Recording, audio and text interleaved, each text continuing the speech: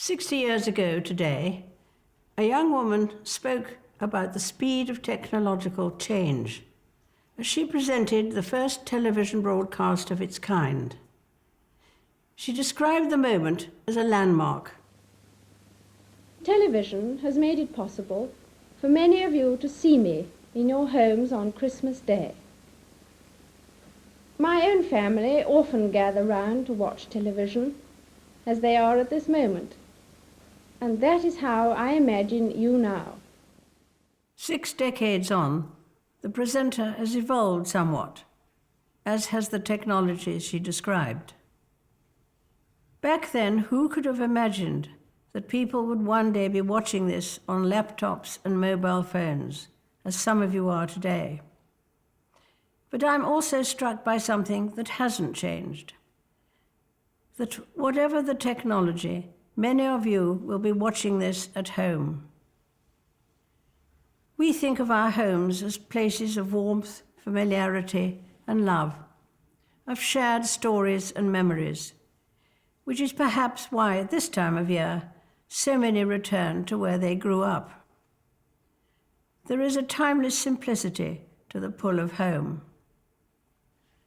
For many, the idea of home reaches beyond a physical building, to hometown or city. This Christmas, I think of London and Manchester, whose powerful identities shone through over the past 12 months in the face of appalling attacks. In Manchester, those targeted included children who had gone to see their favourite singer. A few days after the bombing, I had the privilege of meeting some of the young survivors and their parents. So you come especially for the concert, did you? Yeah. Mm-hmm. The birthday present. What was it? Oh, right. Very scary. Very wicked. Mm. And, to target that sort of thing. Yeah. You know. Yeah, it's awful, but hopefully they'll mend. Yes. We'll get But better. it's very interesting how everybody has united, haven't they? Yeah. It's been amazing, really. Mm. I described that hospital visit as a privilege because the patients I met were an example to us all, showing extraordinary bravery and resilience. Indeed, many of those who survived the attack came together just days later for a benefit concert. It was a powerful reclaiming of the ground and of the city those young people call home. We expect our homes to be a place of safety, sanctuary even, which makes it all the more shocking when the comfort they provide is shattered. A few weeks ago, the Prince of Wales visited the Caribbean in the aftermath of hurricanes that destroyed entire communities. And here in London, who can forget the sheer awfulness of the Grenfell Tower fire? Our thoughts and prayers are with all those who died and those who lost so much. And we are indebted to members of the emergency services who risked their own lives this past year, saving others. Many of them, of course, will not be at home today because they are working to protect us.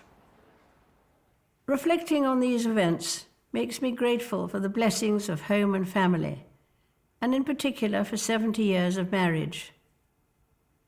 I don't know that anyone had invented the term platinum for a 70th wedding anniversary when I was born. You weren't expected to be around that long.